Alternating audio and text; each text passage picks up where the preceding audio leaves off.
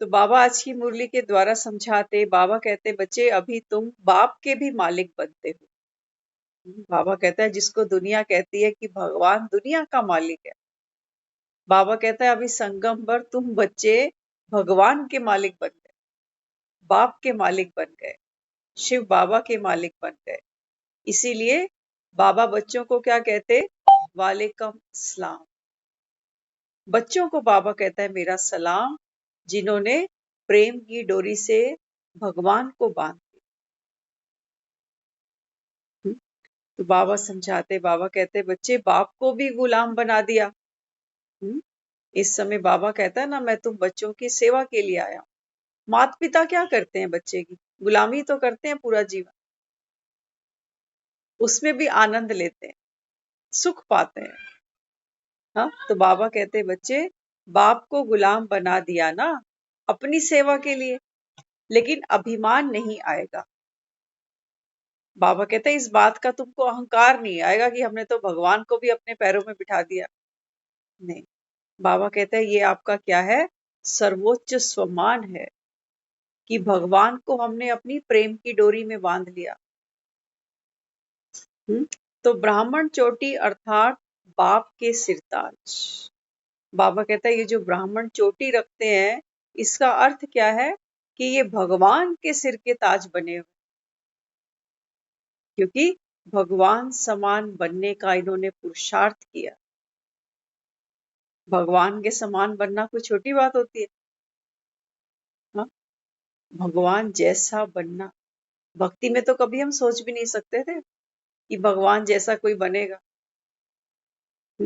तो बाबा कहते बच्चे तुम आत्माओं को आत्माओं से लेना नहीं है, सिर्फ देना। तो भगवान की क्यों महिमा है, भगवान किसी से कुछ लेता थोड़ी है, लेता है भगवान किसी से कुछ? बाबा कहता है ऐसे तुमको भी संसार की किसी भी आत्मा से, बाबा कहता है कुछ लेना नहीं। क्या क्या, कभी हम किसी का सहयोग मांगने चले जाते हैं, कभी सोचते हैं कोई हमको रिस्पेक्ट दे, कभी सोचते हैं हमने इतना काम किया कोई अप्रिशिएट करे, कोई थैंक यू बोले। आता है ना देह का भान, हम घर में बड़े हैं, छोटे हमको नमस्ते भी नहीं करें, पाँव भी नहीं छुए, तो दिल दुखी होता है नहीं होता? तो बाबा यहाँ समझाते दूसरी आत्माओं से तुमको कुछ भी संकल्प मात्र भी, बाबा कहता है लेने की इच्छा नहीं रखती कि ये आत्मा मुझे क्यों नहीं देती, मेरा तो बनता है, मैं रिश्ते में बड़ा हूँ, उम्र में बड़ा हूँ, लिहाज में बड़ा हूँ, अनुभव में बड़ा हूँ, ये मुझे क्यों नहीं देते? हाँ, तो बाबा यहाँ समझाते तुम आत्माओं को आत्माओं से लेना नहीं है, सिर्फ देना है। लेने की इच्छा अपने स्वमान से नीचे गिरा देती है। बाबा कहते हैं द मूवमेंट आपको लगता है कि सामने वाले ने मुझे दिया ही नहीं, मैं डिजर्व करता था, हाँ, तो बाबा कहता है उस मूवमेंट पे क्या होता है, आप अपने स्वमान से नीचे गिर जाते। दुनिया के लिए हम क्या कहते हैं, भगवान कोई भूखा थोड़ी है भूखा भगवान, हम मंदिर ना जाएं वो नाराज थोड़ी हो जाएगा, उसके मंदिर को ताला थोड़ी लग जाने वाला। हाँ, तो बाबा भी क्या समझाता, बाबा कहते बच्चे आपकी स्थिति कैसी होनी चाहिए, सबको देना, आत्मा बिंदु बन आत्माओं को देना, क्योंकि बाबा भी तो आत्माओं से बात कर रहा है ना, आत्माओं को पतित से पावन बना रहा है, इंसानों को थोड़ी। बाबा कहते हैं मैं जीव आत्मा से बात नहीं करता, मैं केवल आत्मा से बात करता हूँ। तो यहाँ बाबा समझाते आत्मा के पास अपना कुछ है क्या? बाबा कहते हैं बच्चे तुमको तो आत्मा का पता भी नहीं था कि ये क्या चीज होती है। हाँ, बाबा कहते हैं मरते हैं तो कहते हैं आत्मा को शांति मिले, आत्मा भगवान के घर चली गई, स्वर्ग चली, लेकिन इतना जीवन वो इस तन में बैठी थी, क्या करती थी, हाँ, क्या सुख दुख भोगती थी, क्या संस्कार स्वभाव लेकर आई थी, क्या साथ लेके चली गई, ये दुनिया में बाबा कहता है कोई जानता ही नहीं ये गणित। तो बाबा कहता है आत्मा के पास अपना कुछ है क्या? और ये सच्चाई भी है, जब तक हमको 7 दिन का कोर्स ही नहीं पता था, तब तक हमने अपने को आत्मा माना भी कहाँ था। आत्मा तो पड़ी थी भीतर, कोयले में हीरा दबा हुआ था, लेकिन कभी किसी ने दिखाया ही नहीं। तो कहते हैं ना, रही मन हीरा कब कहे लाखों मेरे। हीरा तो था भीतर, लेकिन हीरे को पता ही नहीं था कि मेरा मोल लाखों का है। तो बाबा यहाँ समझाते, आत्मा के पास अपना कुछ है क्या? बाप के दिए हुए को ही अपना बनाया है ना। एक बच्चा जब दुनिया में आता है, तो बाप से सब कुछ लेता है। बाप से नाम लेगा, उसके खानदान का नाम लेगा, हाँ, बाप के घर में पलेगा, बढ़ेगा। बाबा कहते हैं, बच्चे, हर सुख आत्मा ने भी, हर प्राप्ति जो की है, किससे की है? स्वयं परमात्मा से की है। इसीलिए बाबा कहता है, परमात्मा की तरह आत्मा भी अजर अमर अविनाशी है। आज ये नई बात सामने आ रही है। देखो, भगवान के लिए तो हम कहते ही थे कि भगवान जो है अविनाशी है, भगवान कभी मरता जीता नहीं, क्योंकि आत्मा भी उसी से मिलकर बनी, उसी से बनी। परमात्मा से ही आत्मा का जन्म हुआ, इसलिए जैसा परमात्मा वैसी आत्मा। सन शोज फादर। तो बाबा कहते हैं, बच्चे, आत्मा भी कैसी है? अजर है, अमर है, अविनाशी है। अजर है माना कभी बूढ़ी नहीं होती आत्मा। आप मत सोचना कि मैं तो बूढ़ा हूं, शरीर बूढ़ा हुआ, पहनते पहनते वस्त्र पुराना हो गया, लेकिन आत्मा, बाबा कहता है, अजर है, अमर है, अविनाशी है। तो बाबा यहाँ समझाते, जितना बुद्धि में नशा होगा, उतनी ही कर्म में नम्रता हो। आज हम देखते हैं, घरों में या कहीं पर भी हम लोग काम तो करते हैं, लेकिन कर्म करते हुए नम्रता बहुत रेयर है ही नहीं। पहली बात, दिखती ही नहीं। अभी थोड़ी देर पहले यही चर्चा हो रही थी लेबर के ऊपर। कहते हैं, आज के समय में पैसा दे के भी काम नहीं होता। लेबर कामचोर है, काम करना नहीं चाहती। ये लेबर कोई भी हो सकती है, ये मजदूर भी हो सकते हैं, ये ऑफिस का स्टाफ भी हो सकता है, ये घर की मेड भी हो सकती है। तो ये हर आत्मा की बात है। ये मत सोचना कि जो पैसे देके काम कर रहा है बस वही। हाँ, जिनकी ड्यूटीज हैं, जिनकी जिम्मेवारियां हैं, आज वो भी काम कहाँ करना चाहते, और जो करते भी हैं तो नम्रता तो नहीं दिखती। नम्रता नहीं दिखती। क्या दिखता है? क्रोध दिखता है। माँ भी बच्चों को पाल रही है, लेकिन गुस्से में, बर्तन बजा बजा के, तो मार मार के हाँ। तो बाबा क्या समझाते? बाबा कहते हैं, बच्चे, जितना आपकी बुद्धि में नशा होगा, कौन सा नशा बाबा ने बताया? बाबा कहता है, इस समय तुमने भगवान को भी अपना को क्या बना लिया? बाबा कहता है, भगवान के तुम मालिक बनकर बैठे हो। भगवान तुम्हारी सेवा में आया हुआ है। बाबा कहता है, जितना तुमको ये नशा होगा, भगवान इतना बड़ा काम कर रहा है इस पतित दुनिया में आके। दुनिया तो सोचती है, शास्त्रों में लिखा गया है, सतयुग में राजा राम आए। हमने सोचा वो भगवान है। ये कैसा भगवान है जो खुद तो राम राज्य कर रहा है और यहाँ भगत दुखी हो रहे। हम थक गए मंदिर की घंटियां बजा बजा के, लेकिन किसी ने सुनी ही नहीं।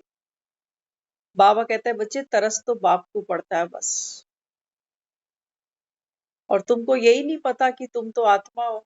आत्मा पुकारती है अपने पिता को कि तू ही मेरा माता पिता है, तू ही मेरा बंधु सखा है।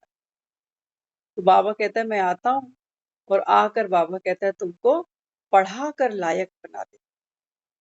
बाबा कहता है, ये राज शास्त्रों में नहीं है, ये भगत बेचारे नहीं जानते। इसलिए बाबा कहता है, सबको भरोसा भी नहीं आएगा कि कलयुग में भगवान आया हुआ। बाबा कहता है, वहां तो लिख दिया है। ये भी बाबा कहता है, ड्रामा की नूंद है। आज नई नई बातें सामने आ रही हैं। अगर शास्त्रों में लिखा होता कि चारों युगों में भगवान नहीं आता, सिर्फ एक ही बार आता है, तो सारी दुनिया आ जाती, सारी दुनिया पढ़ रही होती मुरलियां ये।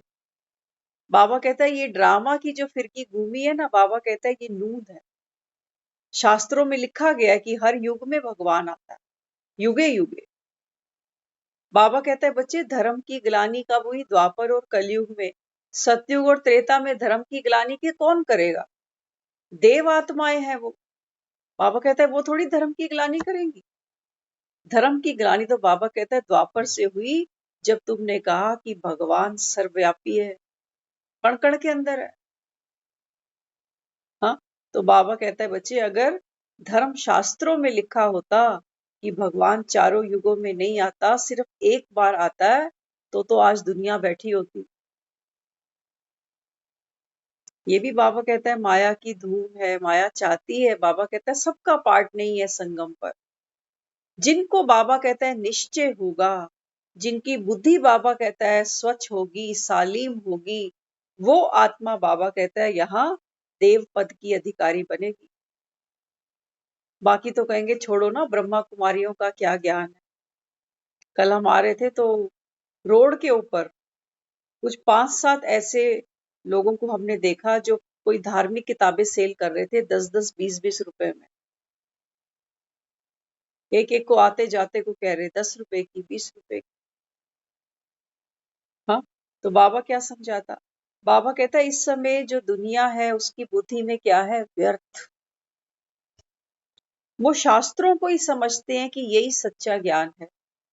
राम की कथा, शिव की कथा, हनुमान की कथा, ये कथाएं करते करते वो सोचते हैं हमारा बेड़ा पार हो जाएगा। बाबा कहते हैं नहीं बच्चे, कहानियां सुनकर सुनाकर बाबा कहता है कोई तरता नहीं है भवसागर से पार। कितने तो हमने ऐसे एग्जाम्पल देख लिए। हाँ, दिखाते हैं ना कि वहां पर शिव ने पार्वती को कथा सुनाई, पार्वती सो गई। वहां पर दिखाया है कि जो परीक्षित है, परीक्षित का जो पिता है वो कथा सुना रहा है उत्तरा को। परीक्षित जो है, राजा परीक्षित अपनी पत्नी को कथा सुना रहा है और गर्भ के अंदर वो बच्चा सुन रहा है, लेकिन वो पत्नी भी सो गई, है ना। तो ये कथा कौन सी थी वो कोई नहीं जानता। कोई कहता है कबूतर ने सुनी, कोई कहता है कि तोते ने सुनी। ये भक्त बेचारे बड़े भोले, बड़े भोले। आज इतनी कथाएं चलती हैं, आपने सुना कोई कबूतर? बाबा कहता है ये तो अबोध प्राणी है बेचारे। इंसान जो बुद्धि रखता है वो सुन नहीं रहा कथा। और बाबा कहता है ये जिनके पास बुद्धि ही नहीं है बेचारों के पास में, बाबा कहता है ये कथा सुनकर क्या करे? करेंगे कुछ? बाबा कहता है बच्चे देवपद के अधिकारी तुम हो। कभी देखा आपने किसी गाय का, चूहे का, बिल्ली का मंदिर बना हुआ? देखा कभी? किनका मंदिर बना है? बाबा कहता है आपका बना है, देव आत्माओं। आप बाबा कहता है सतयुग की अधिकारी आत्माएं हो। तो यहाँ बाबा समझाते जितना बुद्धि में नशा होगा, उतना बाबा कहता है कर्म में नम्रता होगी। भगवान इतना बड़ा कार्य करने के लिए आया है। और मुरली में क्या कहता है? कहता है ये बार बार भगवान आज बोलना भी मुझे शोभता नहीं है कि मैं भगवान, मैं भगवान। कहते तुम तो मुझे पहचानते हो ना बच्चों की मैं भगवान हूँ, बाकी मुझे बार बार कहना अच्छा नहीं लगता। ये है वो, देखो उसकी नम्रता देखो, कोई अहंकार नहीं है उसको, निरअहंकारी। आत्मा का स्वधर्म है। अगर हम में अहंकार है तो उस समय हम आत्मा तो नहीं। तो बाबा समझाते इस नशे से कभी नुकसान नहीं होता। बाबा कहते हैं अगर तुमको ये नशा रहे कि मैं तो भगवान का भी मालिक। देखो क्या होता है, हमारे घर में बच्चे हैं ना, बच्चे कौन है? हमारे मालिक तो है, वारिस है हमारे, तो मालिक है। हाँ, तो बाबा कहता है बच्चे मेरे वारिस तुम हो, तुम मेरे मालिक हो। मेरी प्रॉपर्टी के, मेरे घर के, 3 लोक के स्वामी तुम बच्चे। बाबा कहता है अगर तुमको ये नशा रहे तो बाबा कहता है दुनिया के आगे तुम हाथ नहीं फैलाओ कभी। हम्म तो बाबा यहाँ समझाते ऊंच से ऊंच बाप भी बच्चों के आगे गुलाम बन जाते। दिखाया था ना, श्री कृष्ण की जो लीलाएं दिखाई है ना, जब ज्ञान सुनते हैं तो इसका अर्थ समझ में आता है। कहते हैं श्री कृष्ण बहुत छोटे से थे और एक बार यशोदा को बहुत गुस्सा आया, क्रोध आया, तो कहते हैं उखल से बांधने लग गई उसको। रस्सी ली और उखल से बांध रही। अब जैसे ही गांठ लगाने लगती है रस्सी छोटी पड़ जाती। हम्म। और फिर एक समय आया जब स्वयं भगवान कहता है मैं स्वयं बंधता हूं तुम्हारे प्यार। वो प्यार की रस्सी है, वो भगत है। तो बाबा भी यहाँ समझाते, बाबा कहते हैं ऊंचते ऊंच बाप तुम बच्चों के आगे गुलाम बन जाते हैं। तो यशोदा कौन दिखाई है? बाबा कहते हैं ये तुम हो। तुम्हारे प्यार में बाबा कहता है मैं खुद आकर बंध जाता, गुलाम बन जाता हूँ तुम्हारा। हाँ, तो ये नम्रता हुई ना। बाबा कहते हैं देखो ये मेरी नम्रता है। सोचा था तुमने कभी? कहानियां तो खूब पढ़ी थी कि यशोदा ने कान्हा को बांध दिया उखल से, लेकिन बाबा कहता है ये बात तुम्हारी है। बाबा कहता है जब तुम मुझे याद करते हो मैं तुम्हारे संग लेता हूँ। यही तो बंधना है, और क्या बंधना है। बाबा कहता है दुनिया तो मुझे जानती ही नहीं, वो मत्थे ही टेके जा रहे हैं। लेकिन भगवान कौन है, कब आता है, भगवान से क्या प्राप्ति होती है, कौन से समय पर होती है, बाबा कहता है ये तो दुनिया में कोई जानता ही नहीं। इसलिए विश्व कल्याण नम्रता के बिना हो नहीं सकता। बाबा कहता है जब तक भगवान को हम क्या कहते हैं? भगवान को हमने कहा कि तू प्रेम का सागर है। भगवान को हमने कहा तू सुख का सागर है, तू रहम दिल है, तू करुणा निधान। कहा ना। बाबा कहते हैं बच्चे ये सब गुण है मुझ में, तभी बाबा कहता है मेरे द्वारा विश्व का कल्याण हो जाएगा। और बाबा कहता है बच्चे यही गुण तुमको अपने अंदर धारण करने हैं, क्योंकि तुम्हारे द्वारा बाबा कहता है अभी विश्व परिवर्तन होगा। तो हमको क्या बनना है? आत्मा माना नम्रता, कोमलता, सहजता, सरलता। क्योंकि विनम्रता का गुण ऐसा है जो दूसरे आदमी को भी अट्रैक्ट करता है, आकर्षित करता है। हम नम्र होंगे, सामने वाले को भी आप देखना, उसको भी होना पड़ेगा, उसको भी होना पड़ेगा। हम कई बार, हमारी ये शुरू से हैबिट रही है, हमने कभी भी किसी को नमस्ते किया तो ऐसे ही किए, नमस्ते दोनों हाथ जोड़ के, ये हमारा शुरू से ही था सिस्टम। तो कुछ लोग हमको बोलते हैं, टोकते हैं आज भी, कहते हैं आप हाथ मत जोड़ा करो, आप ऐसे ही नमस्ते किया करो। नहीं, अच्छा लगता है ऐसे नमस्ते करना। कहते नहीं, हाथ नहीं जोड़ा। तो जब हम हाथ जोड़ते हैं तो वहां से उनको भी हाथ जोड़ने पड़ जाते। तो हाथ में कभी कोई सामान पकड़ा है, कुछ है, तो वो छोड़ के फिर उनको भी ऐसे नमस्ते करनी पड़ती। भी जैसे आपने नमस्ते की वैसे हमने स्वीकार की।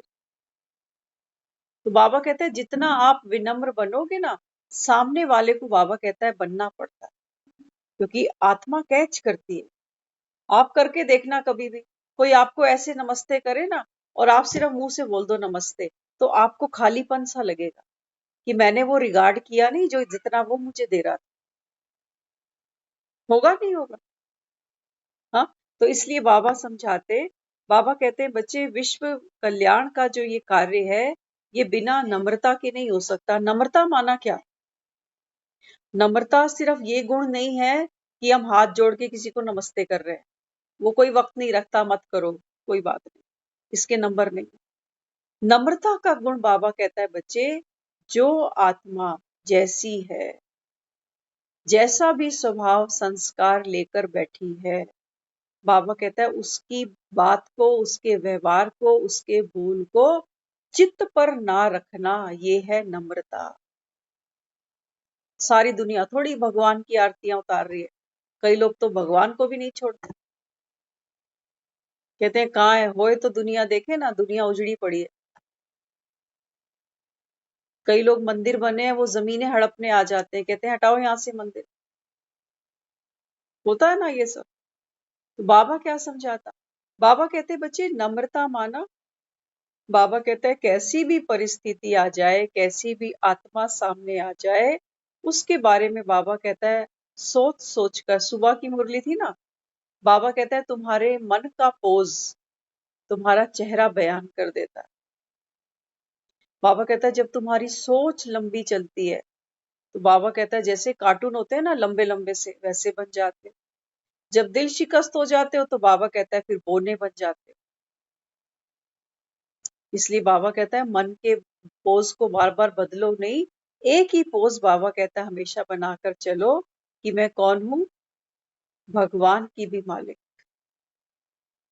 एक बाप अपने बच्चों को उठाता है ना, कंधे पे बिठा लेता है, और कंधे पे बैठ के बच्चे का सर बाप से भी ऊंचा निकल जाता है। और बाप तो चाहता ही है कि बच्चे मेरे से आगे जाएं। हम्म। तो बाबा भी क्या समझाता, बाबा कहते हैं बच्चे बिना विनम्रता के अगर हम लोगों की बातों को देखकर दुखी होते रहे कि ये तो ऐसा है, हाँ, तो बाबा कहता है फिर हमने क्या किया। दूसरों की बात को जब हम चित्त पर रखते हैं ना, तो हमारी अपनी अवस्था बिगड़ जाती है। सबसे पहला जो इफेक्ट आता है हम पर वो क्या आता है, दूसरे की बात को जब हमने चित्त पर रख लिया, माना जैसा हम सोचेंगे फिर वैसा हम बनेंगे।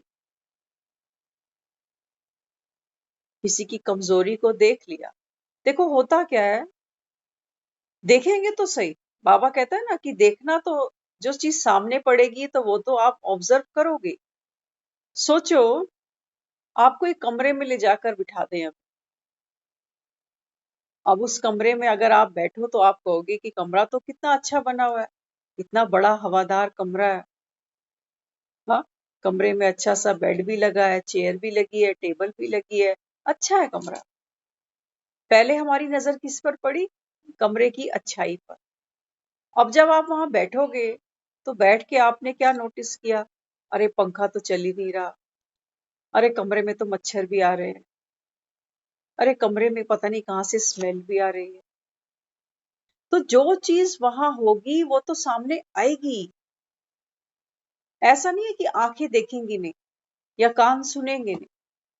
जो भी कुछ होगा, जो भी विशेषता होगी, अवगुण होगा, वो कमरा भी हो सकता है, वो कोई आत्मा भी हो सकती है, वो कोई परिस्थिति भी हो सकती है। अच्छा और बुरा हमको सब दिखेगा, लेकिन हमको ये देखना है कि पहले हमारी नजर किस पे पड़ती है। जाते ही कमरे में देख रहे हो मच्छर है, गंदगी है, आपको दिखा ही नहीं कमरा कितना बड़ा, कितना हवादार बना हुआ था। कमरे में बैठने के लिए किसी ने कुर्सी भी रखी थी, किसी ने टेबल भी रखा, कोई पानी का ग्लास भी रख के गया, कोई सुंदर सी फ्लावर भी सजा के गया। तो जिस चीज का हमने चिंतन किया, तो वैसी हमारे मन की स्थिति बन जाएगी। सुख देखेंगे, सुखदाई बन जाएंगे, दुख देखेंगे, दुखदाई बन जाएंगे, क्योंकि दुख प्रवेश कर जाएगा। जब देखोगे हाय मच्छर, हाय गर्मी, हाय ये पंखा खराब, तो दुख देखते देखते क्या हुआ, दुख भीतर प्रवेश कर गया। आज दुनिया इसीलिए दुखी है, इसीलिए दुखी है। सुख है वो तो कोई नहीं देखता, वो कोई देखना ही नहीं चाहता। किसी को बोलो ना अरे आपका अपना मकान है, कहेंगे अरे मकान को क्या करे। हाँ, पूछो उनसे जिनके पास अपने मकान नहीं है, वो कहते हैं आप तो किस्मत वाले हो, कम से कम छत तो अपनी है, हमें तो हर 4 हफ्ते में किराया भरना पड़ता है। आगे पीछे हुए तो मकान मालिक भी जकाल करने लगता है। तो हमने क्या किया, जो सुख हमको मिला था उसकी तरफ कभी हमारी दृष्टि जाती ही। हमको बच्चे मिले हैं, हम इस बात से खुश नहीं है, लेकिन ये कैसे मिले हैं वो सोच सोच के दुखी है। हम्म। तो बाबा यहाँ समझाता, बिना नम्रता के, तो नम्रता का गुण माना हमें जो मिला, जैसा भी मिला, इसको हमने एक्सेप्ट कर लिया। ये है नम्रता का गुण। इससे बातचीत का कोई लेना देना नहीं। कई लोग सोचते हैं कि फलाना बोलता बहुत अच्छा है, बहुत मिठास है इसके मुख में, लेकिन अंदर से देखो वो आत्मा भी दुखी है, वो आत्मा भी परेशान है। हाँ, तो बाबा कहते हैं कि बच्चे नम्रता का गुण माना, मिठास कहाँ हो, हमारी स्थिति में, मिठास हो हमारे नयनों में, मिठास हो हमारी रूहानियत में। तो मुख से तो फिर अपने आप ही जो होगा वो दूसरे को शीतल करने वाला ही निकलेगा, तपाने वाला नहीं निकलेगा। बाबा ने बोला ना, शीतल और तत्तल एक है। बाबा कहता है शीतल बोल, और दूसरे हैं तत्ते, माना गरम बोल।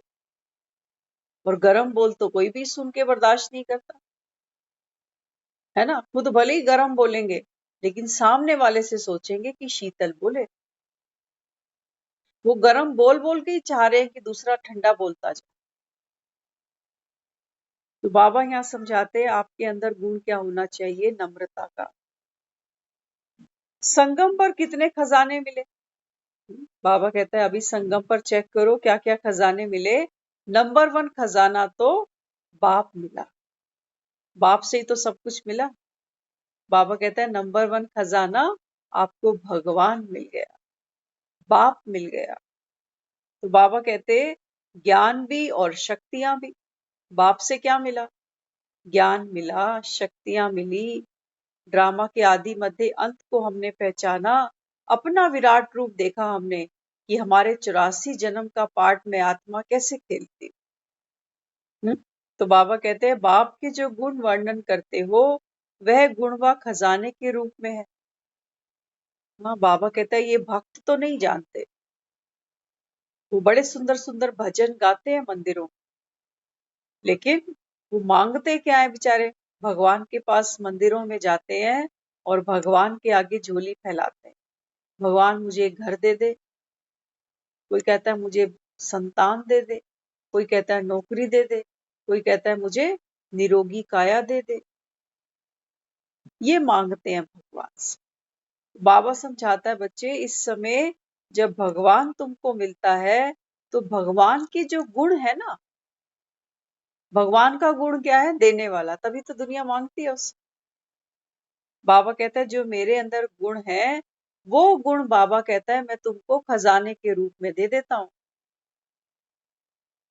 सोचो, कभी सोचा भी नहीं था हमने तो। भक्ति में तो इन चीजों का कोई आइडिया भी नहीं कर सकता, ख्याल भी सपने में नहीं आ सकता कि भगवान देता क्या होगा। बाबा कहते हैं बच्चे जिन गुणों से तुम मेरे को याद करते हो, मेरी महिमा तुमने की, बाबा कहता है यही गुण मैं तुमको खजाने के रूप में, आशीर्वाद के रूप में, कृपा के रूप में, बाबा कहता है ये गुण तुमको दे देता हूँ। तो बाबा कहते इस अमूल्य संगम युग के समय का एक एक सेकंड भी खजाना है। देखो दुनिया को, कई लोगों को हम मिलते हैं ना, उनके पास आप बिलीव नहीं करोगे, चाय पानी का भी टाइम नहीं है, वो कमाइयों में लगे हैं, डे नाइट। 15-15 मिनट की उनकी वैल्यू है, नोट कमा रहे, छोटी बात थोड़ी लगती। बाबा कहते हैं बच्चे दुनिया विनाशी कमाई के पीछे, सुबह था मुरली में, बाबा कहता है विनाशी कमाई, बाबा कहता है ये तो कख है, कोई साथ नहीं ले जाता। लेकिन जो अभी बाबा कहता है तुम ये ज्ञान के रतन बाप से ले रहे हो, बाबा कहते हैं यही तुम्हारा खजाना साथ जाएगा। ये बाबा कहता है अविनाशी कमाई है। तो इस समय बाबा कहता है बच्चे पहला खजाना क्या मिला? बाप मिला। बाबा कहता है बाप से क्या मिला? बाप के जो तुम गुण गाते हो ना, बाबा कहता है यही गुण मैं अपने बच्चों में डाल देता हूँ, तुमको बाबा कहता है गुणवान बना देता हूँ, तुमको बाबा कहता है मैं देव पद की अधिकारी आत्माएं बना देता हूँ। तो इसलिए बाबा कहते हैं फिर दूसरा खजाना है संगम का एक एक जो सेकंड है, बाबा कहता है ये भी खजाना है। महादानी जो होते हैं वह अपना भी दूसरों को दे देते हैं। बाबा कहता है जो आत्मा, एक तो होता है दान, एक होता है महादान। सुनते हो ना? हाँ, भक्ति में, संसार में लोग महादान किसको कहते हैं? कन्या को कहते हैं, कन्यादान करी, कन्यादान महादान है आज के समय में। आज सुबह बाबा ने बोला, बाबा कहता है लौकिक पिता वो तो सोचता है कि बच्चों की शादियां करूं तो सुख मिलेगा, बाबा कहता है पारलौकिक पिता कहता है कि शादी करी माना बर्बादी करी। बाबा कहता है देखो दोनों की मत में कितना दिन रात का फर्क। वहां लौकिक पिता को नींद नहीं आती कि मेरे बच्चों की शादियां कब होंगी। बाबा कहता है मैं कहता हूं कि करना ही नहीं अभी, ये पतित दुनिया है। बाबा कहता है और आत्मा कर्म के बंधन में फंसेगी, सुख कोई नहीं है। बाबा कहता है हाँ, लोक लाश तुमको मार जाती है कि दुनिया क्या कहेगी, बेटी बिठा रखी है, दुनिया क्या कहेगी, कोई कमी होगी तभी नहीं करता होगा। दुनिया नहीं छोड़ती। बाबा कहता है ऐसे थोड़ी मीरा ने पत्थर खाए। बाबा कहता है ये तो पत्थर मारेगी तुम। बाबा कहता है सहन कर लोगे बाप के नाम पर, कोई पत्थर से ना मारे मेरे दीवाने को। बाबा कहता है मेरे नाम पर तुमको पत्थर भी खाने पड़ेंगे कि ये पता नहीं किसकी मत पर चल पड़े। हाँ, बाबा कहता है बच्चे जो आत्मा भगवान की मत पर चलेगी, बाबा कहता है ये दुनिया मत्थे टेकेगी उसको। ये हनुमान को भी ताने मारते होंगे कि कुंवारा बिठा दिया बेटा, और फिर मंदिर में जा जाकर मत्थे टेकते हैं जय हनुमान ज्ञान गुण सागर।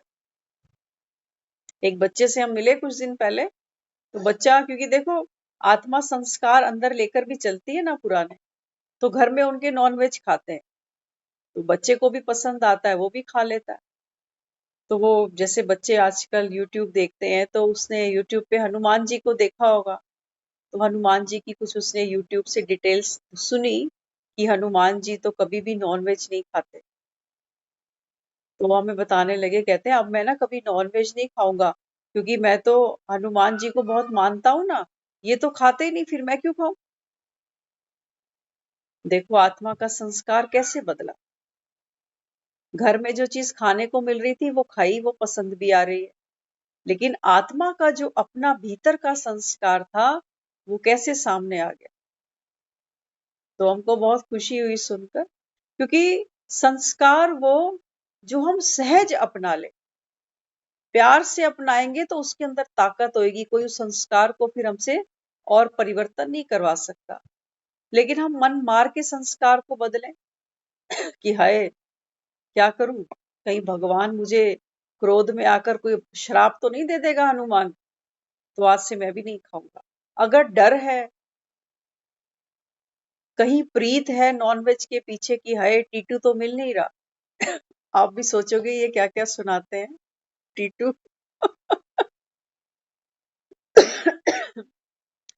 कुछ दिन पहले एक पंजाबी फिल्म आ रही थी, तो उसमें दिखाया कि गांव में लोग पालते हैं ना, मुर्गे शुर्गे सब पालते हैं, काफी जगह होती है उनके पास, वो मज्जे भी रखते हैं, भैंसे गायें सब रखते हैं। तो वो आस पड़ोसी थे, तो उन्होंने ना मुर्गे मुर्गे भी पाले हुए थे। तो उनके घर में एक मुर्गा था, उसका नाम था टीटू। तो अब गरीब परिवार होते हैं जैसे, तो एक बच्चे का स्कूल में एडमिशन कराना था। तो उन्होंने क्या किया, पैसे कहाँ से लाए एडमिशन के लिए, तो उन्होंने, किसी ने बोला कि ये जो यहाँ का टीचर है ना, इसको घर पे बुला के बढ़िया दावत दे दो, पिला खिला दो तो एडमिशन करा देगा। तो अब उन्होंने जब बुलाया उसको घर पे, तो साग सब्जी बना के रखी। तो टीचर नाराज हो गया, कह रहा है मेरे स्कूल में एडमिशन कराना है और ये साग सब्जी से एडमिशन हो जाएगा बच्चे का, इससे बात नहीं बनेगी। कहता है कोई कुक्कड़ शुक्कड़ मंगाओ।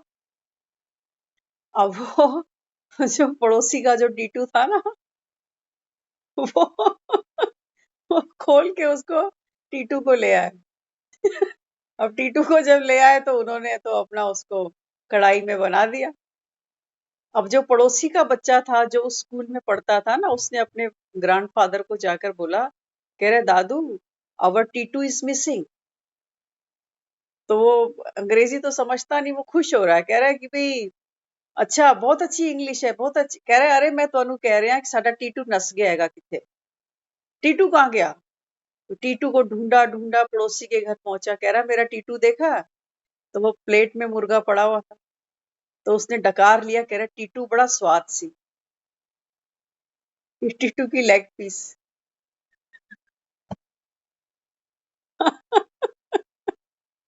हाँ, तो बाबा भी क्या समझाते, बाबा कहते हैं बच्चे देखो संस्कारों का खेल है सारा।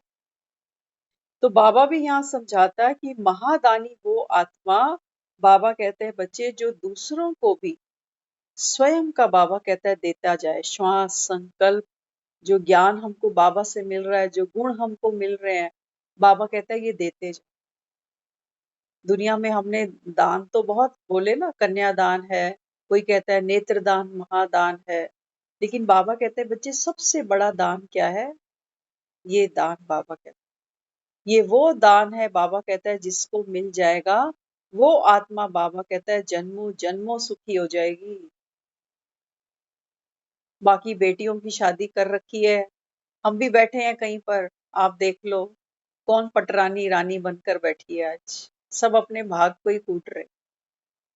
हाँ, पहले तो लोग विचोले को पकड़ते थे, आजकल तो शादियों में कोई विचोला भी नहीं बनता, कहते हैं कौन पंगे में पड़ेगा।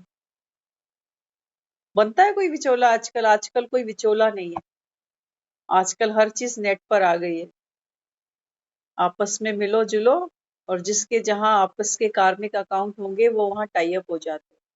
तभी आज भी दुनिया में लोग कहते हैं पुराने संजोगों से मिलते हैं जुड़े, लेकिन वो ये नहीं समझते कि पुराने कोई लेन देन है।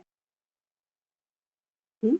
तो बाबा यहाँ समझाते, दूसरों को देने लग जाएंगे तो अपने आप को सर्व बातों में संपन्न अनुभव करेंगे।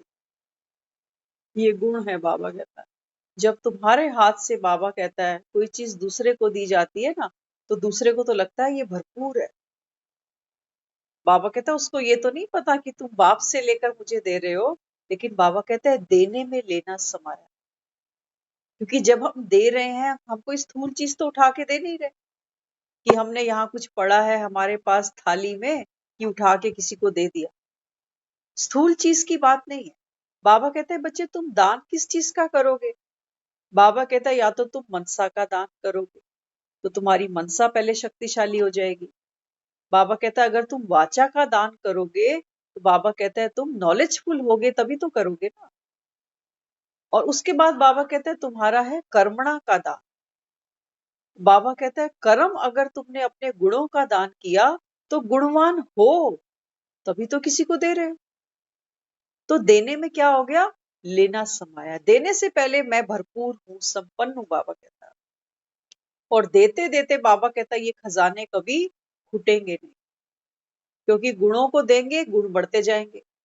जितना बाबा कहता है तुम वाचा से दोगे और नॉलेजफुल बनते जाओगे, और जितना बाबा कहता है मनसा से दोगे, हमारा मन व्यर्थ की बातों से स्वतः मुक्त हो जाएगा। हम्म। तो बाबा यहाँ समझाते, दूसरों को पढ़ाने में अपना पढ़ना ऑटोमेटिक हो जाता है। ऐसा अभ्यास करो जो अपने प्रति लगाना ना पड़े। कहता है ना बाबा, बाबा कहता है बच्चे कमाओ, बाबा कहता है अब दूसरों को लगाओ। ऐसा नहीं कि खुद ही कमा रहे हैं या खुद ही खा रहे हैं। बाबा कहता है संगम पर तुम्हारे सारे खजाने, सारे गुण, सारी शक्तियां जो बाप से लेते हो, बाबा कहता है ये दूसरों पर खर्च करो। और हम तो हाथ बंद कर लेते हैं, कहते हैं ना बाबा इस आत्मा का ऐसा अवगुण है, मैं कब तक सहन करूं। बाबा कहता है बच्चे संगम की ही तो बात है। अमावस पे ही बाबा कहता है ये दिए जलने हैं। काली रात है, बाबा कहता है तभी तो मैं आया हूं तुम आत्माओं का दीपक जलाने, और तुम कहते हो बाबा अंधेरा इतना है मैं क्यों जलूं। दूसरी आत्मा इतना कलयुग, इतना अहंकार, इतना क्रोध, इतना मोह, मैं क्यों जलूं, मैं ही जलूं। बाबा कहता है बच्चे जितनी डार्कनेस होगी, जितना अंधियारा होगा, उतना बाबा कहता है ये दीपक प्रज्वलित होगा। धूप के सामने थोड़ी कोई दिया जलाएगा। सतयुग में बाबा कहता है इसकी जरूरत नहीं है, हर आत्मा बाबा कहता है वहां पर पावन है, प्योर है, वहां किसको दोगे? वहां किसको गुणों का दान करोगे, किसको वाचा का करोगे, किसको बाबा कहता है मनसा का दान करोगे? वहां कोई बाबा कहता है भिखारी है ही नहीं, गरीब बाबा कहता है अभी बैठे हैं यहाँ पर इस कलयुग के अंदर। बाबा कहता है अभी तो तुमको पुण्य कमाने का अवसर मिल रहा है। कहता है ना बाबा अभी तुमको पुण्य आत्मा बनना है तो चेक करो, बाबा कहता है। कितनों को बाबा कहता है तुमने ज्ञान रतन दान दिए। बाबा कहता है तुम यही मुट्ठियां बंद कर लेते हो। कहते हो हम तो अच्छों को देंगे, जो हमारी प्रशंसा करे, जो हमारी रिस्पेक्ट करे, हम तो उन्हीं को दान करेंगे। हम्म?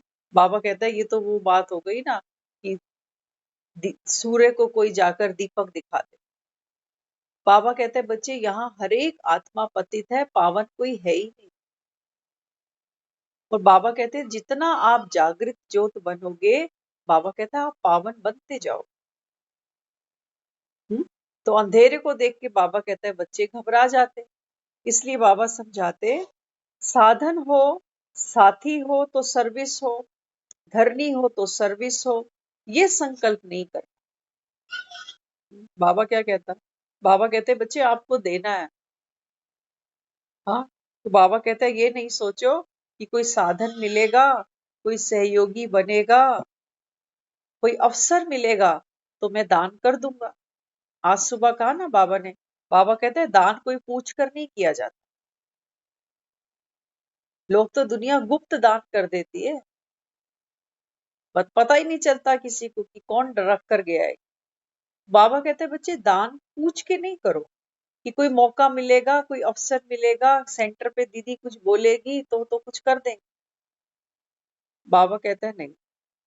बाबा कहते हैं जहां तुमको मौका लगे, बाबा कहता है गुप्त रीति दान करते चलो। तो बाबा यहाँ समझाते जैसी परिस्थिति जैसा प्रबंध हो, सहन शक्ति से सेवा को बढ़ाना है। बाबा कहते हैं सहन शक्ति बढ़ाओ और सेवा को बढ़ाते चलो। साधन होते हुए भी त्याग वृत्ति में रहो। साधन है, कोई आत्मा सहयोगी है सेवा में, बाबा कहते हैं साथ ले लो। सहयोगी नहीं है तो ये थोड़ी कि सेवा रुक जाएगी।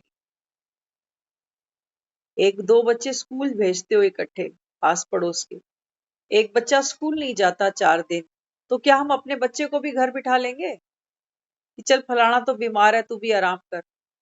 नहीं बिठाते ना उसको। कहते हैं उसकी पढ़ाई का नुकसान हो रहा है ना, तेरी पढ़ाई का नुकसान नहीं होना चाहिए। तो बाबा भी यहाँ समझाते, बाबा कहते हैं साधन होते हुए भी, बाबा कहता है त्याग की वृत्ति हो। आज इस शरीर से हम सेवा कर पा रहे हैं।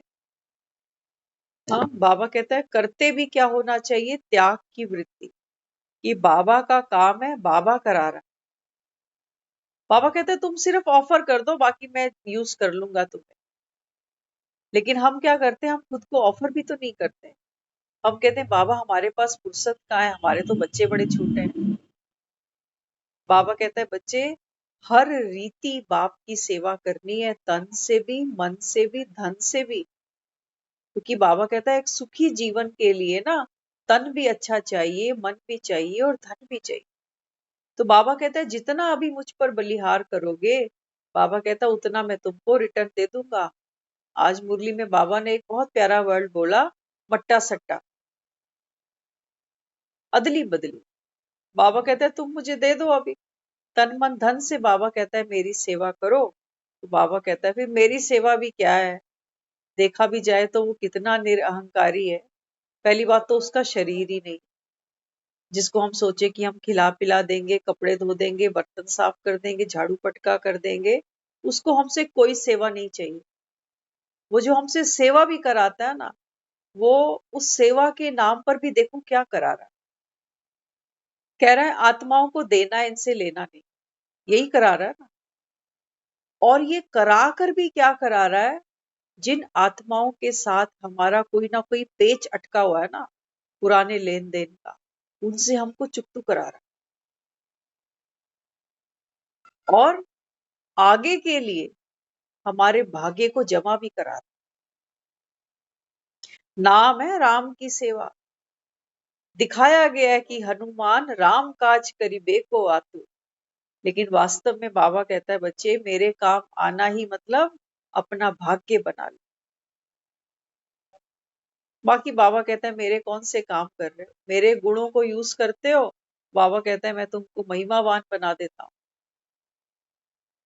लेकिन बाबा कहते हैं माया बीच में अटकलें डालती है ना, तो बाबा कहते हैं तुम्हारी बुद्धि को फेर देती है बीच बीच में। तो इसलिए बाबा कहता है बीच में क्या करना पड़ेगा, अमृत वेले बाबा कहता है उठो और सर्वोच्च स्वमान में बैठो कि मैं आत्मा उस भगवान की, जिसको दुनिया याद करती है, उस भगवान की भी मालिक वारिस आत्मा।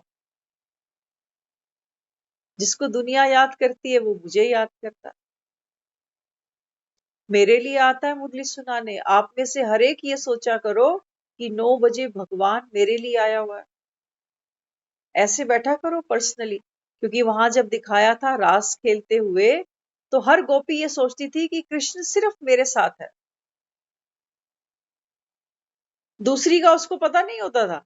वो हर कोई ये सोचता था कि कृष्ण तो मेरे साथ है, वो तो मेरे साथ डांस कर रहा है।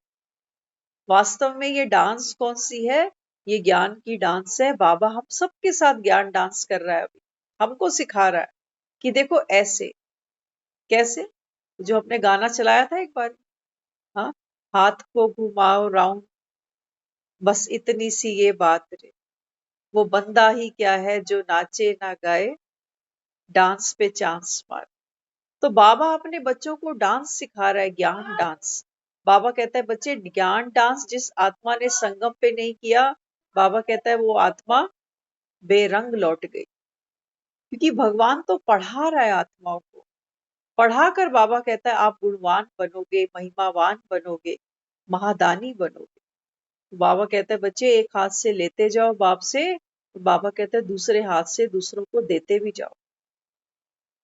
ये नहीं सोचो, हम जब मंदिरों में बाहर जाते हैं तो कितने वहां लोग बैठे होते हैं मांगने वाले, हम कभी निरीक्षण करते हैं कि इसकी दोनों टांगे टूटी है कि एक ही टूटी है, एक आंख से अंधा है कि दोनों आंख से अंधा है। हमें सिर्फ ये पता चलता है कि हाँ ये बेचारा मांगने वाला है, इसको दे दो।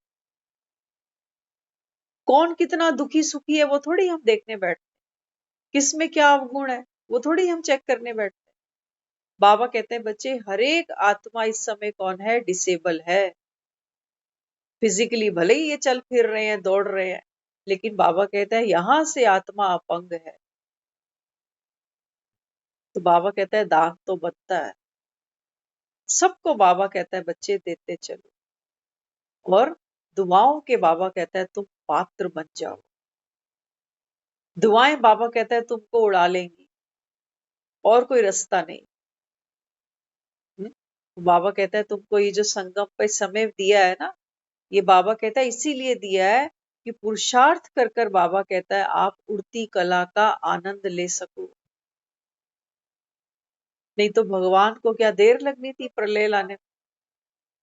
हाँ, दुनिया तो कहती है ना कि भगवान जब सृष्टि दुनिया पर आएगा तो प्रलय आ जाएगी, फिर नई दुनिया बनेगी। बाबा कहते हैं मैं आया हुआ, मुझे आए हुए 85 साल हो गए।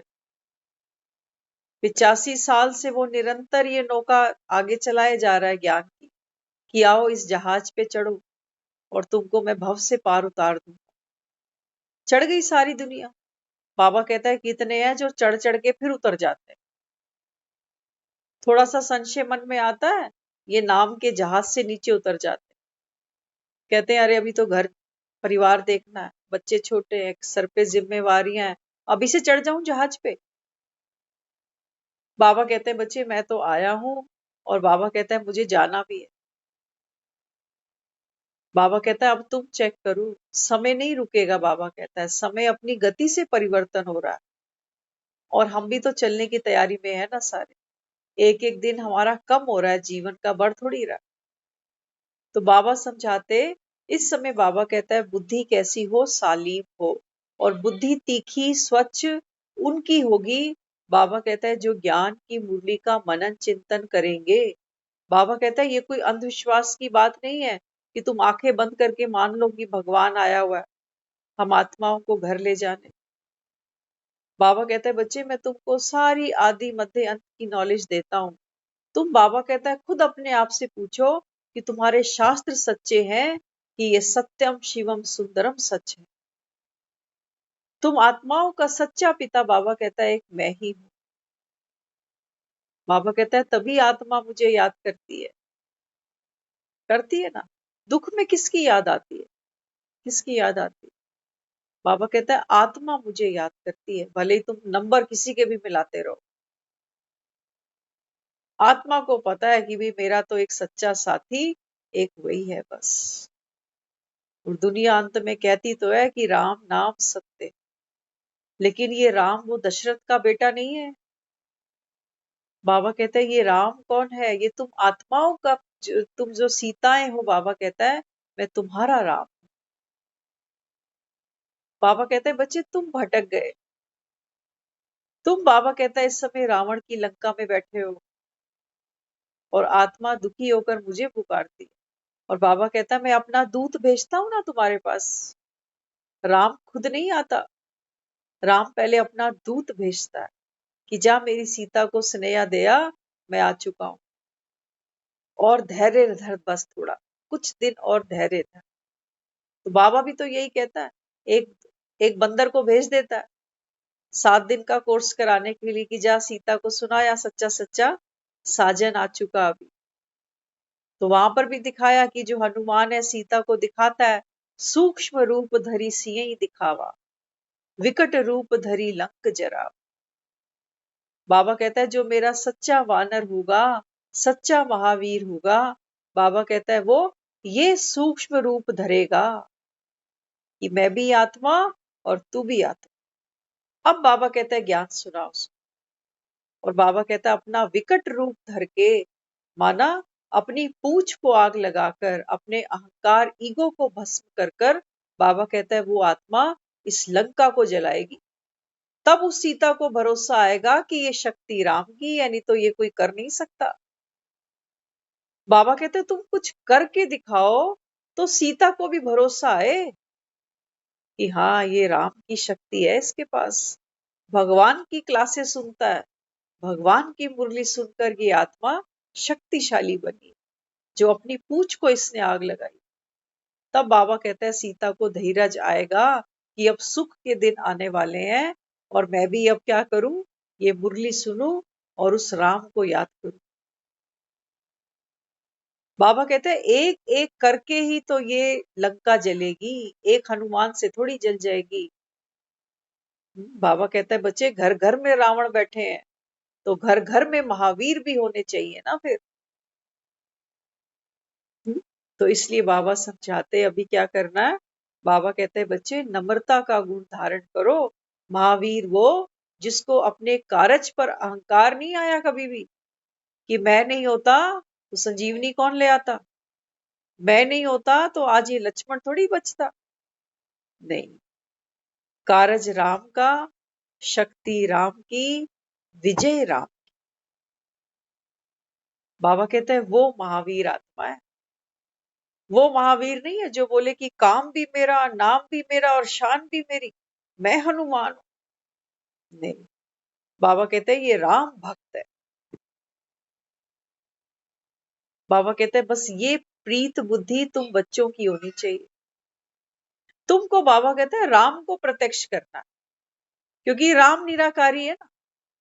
लेकिन बाबा कहते हैं राम की प्रत्यक्षता होगी तब जब बाबा कहते हैं तुम में शक्ति होगी, तुम में बल होगा। जय हनुमान ज्ञान गुण सागर। बाबा कहते हैं मैं तुमको भी नॉलेजफुल बनाने आया हूँ, ज्ञान का सागर, गुणों का सागर, शक्तियों का सागर। तब तो बाबा कहता है बाप की प्रत्यक्षता होगी। तो सिर्फ मुरली सुनने से तो नहीं होगी। बाबा कहता है तुमको गुणों को भी धारण करना पड़ेगा ना। हाँ, तभी देखो महावीर को कितना शक्तिशाली दिखाया, हष्ट पुष्ट दिखाया। बाबा कहते हैं बच्चे वास्तव में ये बात है आत्मा की। आत्मा बाबा कहता है तंदुरुस्त है। निरंतर बाबा कहता है राम की स्नेही और राम की सहयोगी के साथ साथ बाबा कहता है योगी भी है, उसी को याद करती है खाते पीते चलते फिरते। हर कार्य बाबा कहता है जब ये करती है तो राम की याद में करती है। तो एक एक कर्म बाबा कहता है इसका फिर पूजा बन जाता है और ये पूजनीय बन जाती है। ओम शांति।